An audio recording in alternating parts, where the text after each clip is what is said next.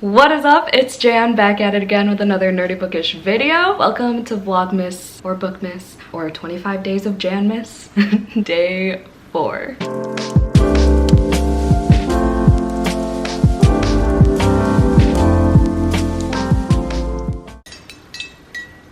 Y'all know what this little guy means. It's my November wrap up. I have to remember to take a thumbnail. You know what? I'm just gonna do the screenshot thing because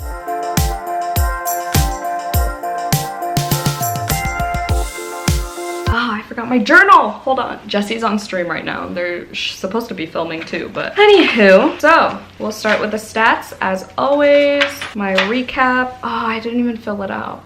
Okay, we're gonna do this, you know, the old-fashioned way and just do the counting thing. I read 13 books in November. I did not count the pages and I'm not going to. I'm sorry, 2 months in a row without a page count. It's mostly for me because I try to hit 100 pages a day and I did pretty well, but there were some that I missed. It definitely didn't do it every day, which is disappointing because I used to be really good at that, but okay. Best book I read last month was The Keeper of Night by Kylie Lee Baker. 5 stars. I did not hear about this book until Book of the Month made it a pick for November. I just picked it up right away on a whim and it's one of my top 10 of 2021. It's definitely one of my favorite, if not my favorite fantasies, YA fantasies, probably, to be honest. And I have a vlog reading it and all my thoughts in like, you know, real time or like as I'm reading it, and I'll link that down below. This is a Japanese inspired YA fantasy. There's this girl named Ren who lives in London but is also half Japanese and she wants to learn more about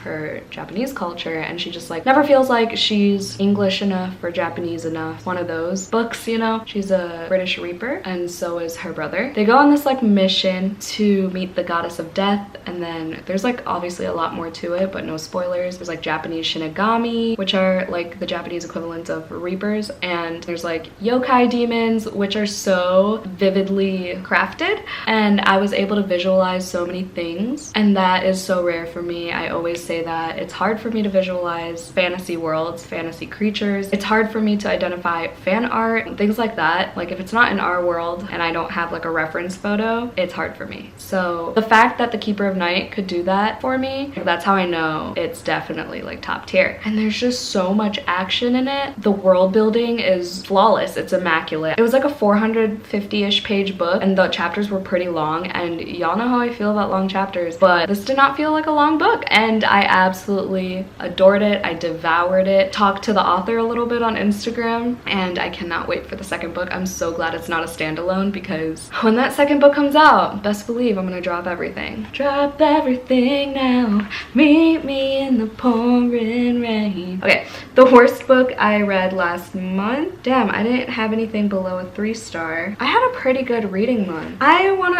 Damn. I'm gonna say When We Make It by Elizabeth Velasquez. I read this on the last day of November. It's a book in verse. It's YA about this girl who lives in New York, but she's also Puerto Rican. Again, with the like not feeling like you belong in one place or the other because of your like mixed race. That happened there. It was really well written, not gonna lie, hence the 3 stars. What took stars away from me, some of the poems were like not unnecessary really, but just like, I don't know how to explain it, but I guess for lack of better word, unnecessary in terms of enhancing the story or driving the plot or whatever. But the main reason I didn't like it that much was because one of my least favorite trope happened to 2 of the characters in this book. I'm obviously not gonna say what the trope is, but if you know me, I think you can guess. And I was like, okay, once fine, I still at a 4-star, and then another character did it, and I was like, okay, I've had it. I've had enough.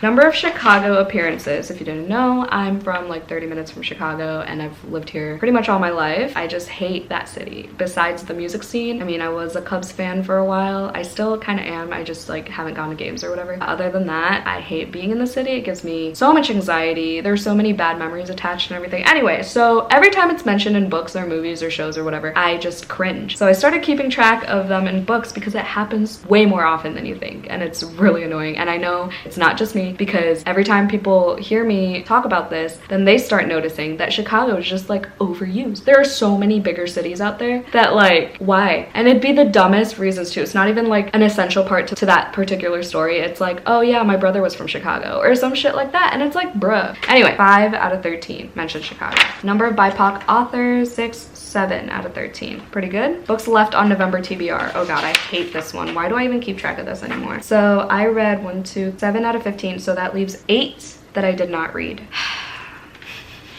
Next year, y'all, one of my goals is to start actually sticking to TBRs, because I was good for like the first 2 months of this year and then it all went to shit. I did not read a classic. Last month, I read 2 classics though, so does that count? I told myself last month, or I told y'all last month that I didn't read any classics, and then someone pointed out that Carmilla and The Haunting of Hill House are classics, and I was like, wow, I'm stupid. It's confirmed. I actually read a 500+ page book this month, y'all, and I finally finished Akawar. A Court of Wings and Ruin by by Sarah J. Maas. I've been reading this since April, as y'all know at this point, and I finally just bit the bullet and just binged the rest as much as I could. And I gave it 3 stars, which is, I don't know. I stayed for the romance aspect. I was not a fan of all the politics involved, which was like 90% of the book, let's be real. And then the Buzzwordathon book that I read was The Lost Girls by Sonia Hartle. Buzzwordathon is a year-long like reading challenge, readathon thing hosted by Books and Lala. She picks a word, a phrase, or theme every month, and you just read books that have that in the title. This month it was Lost, so I read The Lost Girls. Gave that one 4 stars. I also read it for Sapphic-a-thon because it's a sapphic vampire revenge story. It's YA, and have a vlog for that. It should have went up yesterday. At the time of this video going up, it should have went up yesterday for Vlogmas Day 3. So check that out if you haven't already. It'll be linked down below. So if y'all are new here and you don't know how I do my wrap-ups, I put all the books I read on little pieces of paper, put them in here, and I do it as the reread, rewrite, burn tag. So it's basically fuck, marry, kill, but make it bookish. Yeah, you'll just see.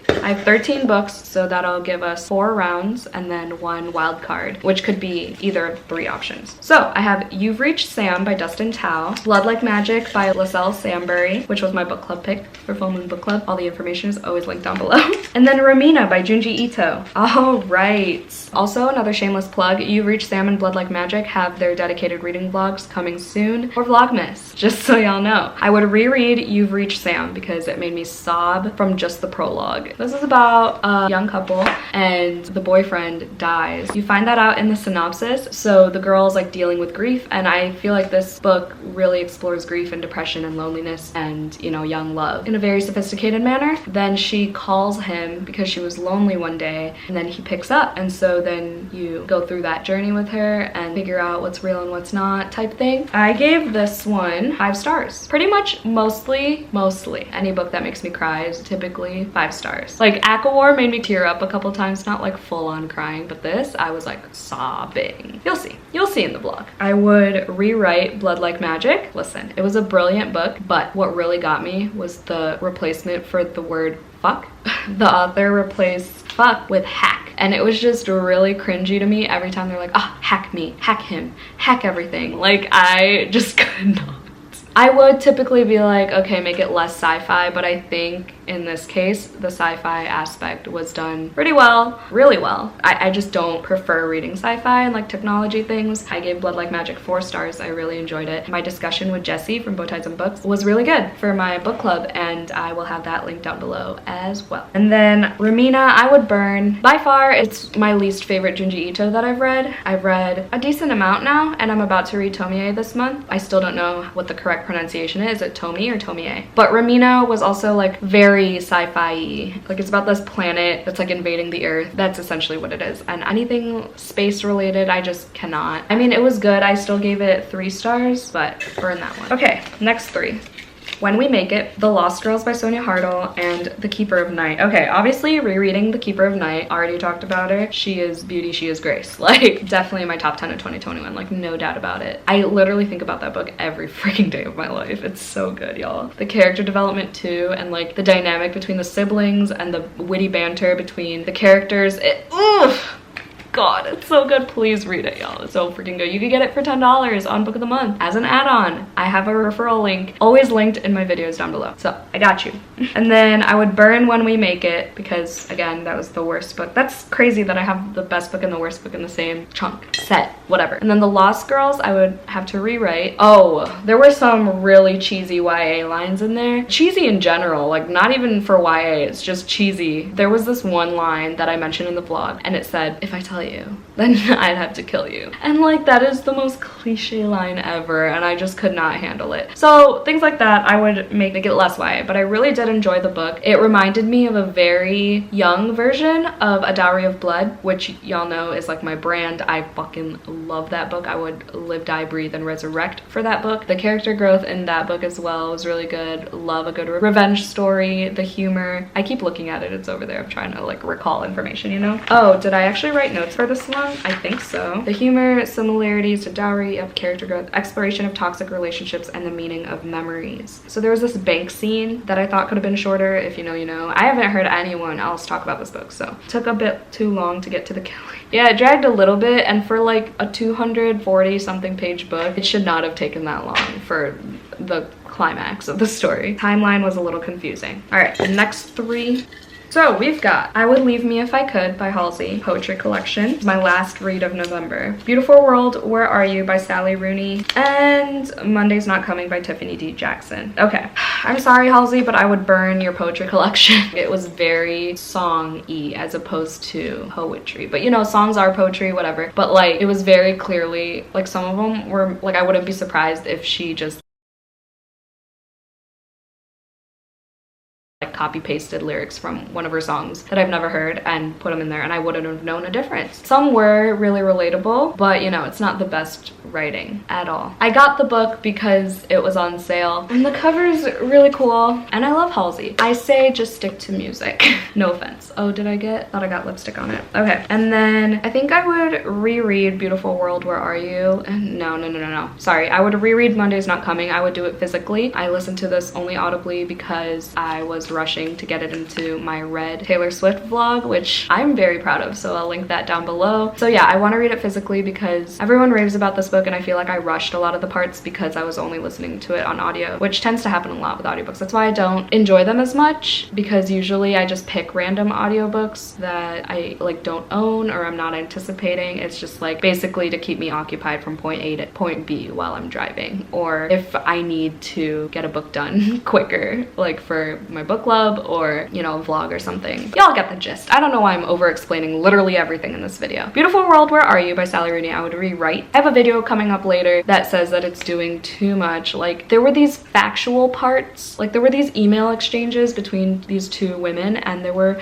these random like fact dumps. And then there were like discussions about religion and they were just all dumped in like single emails. And I was just like, what is going on? So that I would just omit altogether, or just, I don't know. There was so much. There was smut in this, not smut, but like steamy scenes. There was, you know, romance. It was trying to be like literary fiction because that's like Sally Rooney's writing style, at least in my opinion. And there were like so many conflicts going on at once, which is fine. Like I can get around it. It was just in this case, I don't know. It just felt like clunky and I want to say convoluted, but I don't know if that's the word I'm looking for. Let me just... Jesse's filming right now and I think they're showing me in their video. Okay, next three. Ooh, The Heart Principle by Helen Huang.